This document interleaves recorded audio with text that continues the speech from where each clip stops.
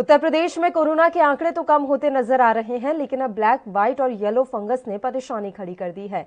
वहीं लगातार डॉक्टर्स इसको लेकर अपनी अलग अलग राय दे रहे हैं। सुनिए डॉक्टर आर.के. धीमान ने इस मसले पर क्या कुछ कहा। फंगस जो है, ब्लैक फंगस नाम की जो इस समय जो फंगस का इन्फेक्शन चल रहा है वो एक अपॉर्चुनिस्टिक फंगस है, जिसको हम बोलते हैं म्यूकोरमाइकोसिस, म्यूकोरेल्स बोलते हैं इसको, जिसकी वजह से इन्फेक्शन होता है। ये फंगस देखने में वाइट ही होती है, लेकिन जब ये इन्फेक्ट करती है तो वहाँ की जो ब्लड सप्लाई है तो उसको रोक देती है। ये एंजियो इन्वेजिव फंगस है, यानी कि जो वेसल्स हैं उसको इन्वेड करती है और उसमें थक्का जमा देती है। जब ब्लड सप्लाई बंद हो जाती है तो वो हिस्सा जिसको ब्लड सप्लाई बंद हुई है वो ब्लैक हो जाता है।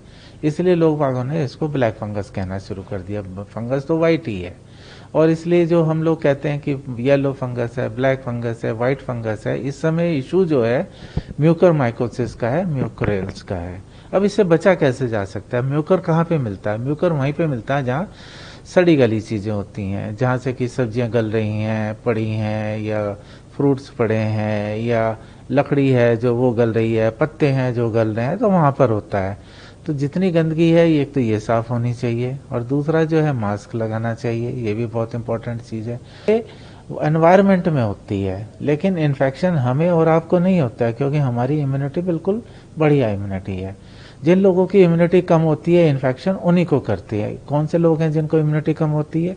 ये वो हैं जो डायबिटिक हैं और उनकी डायबिटीज़ कंट्रोल नहीं है, या वो हैं जिनको कैंसर की बीमारी है, कोई भी कैंसर हो, चाहे ब्लड कैंसर हो या दूसरा कैंसर हो, और तीसरा वो जिनको अंगों का प्रत्यारोपण हुआ है, जैसे किडनी ट्रांसप्लांट हुआ, क्योंकि उनको इम्यूनोसप्रेसिव ड्रग चलती हैं। तो पर्टिकुलरली ये ग्रुप ऑफ पेशेंट हैं जिनको ये इन्वेड करती है। आजकल तो जो सेटिंग है वो कोविड की सेटिंग है। कोविड में किनको ज़्यादा होता है? जिनको डायबिटीज़ है, हाइपरटेंशन है, या 60 साल से ऊपर है, जिनकी इम्यूनिटी कम है।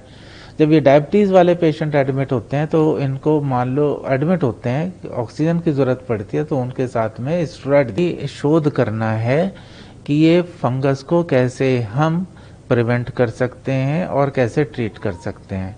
क्योंकि आपने सुना होगा कि एम्बिजोम की कम हो रहा है, यानी कि एम्फोटेरेसिन बी बिल्कुल खुले बाजार में आराम से नहीं मिल रहा है, तो गवर्नमेंट ने इसको सारी सप्लाई ले रही है और जितने पेशेंट हैं उनको बहुत अच्छे ढंग से उनको दे रही है।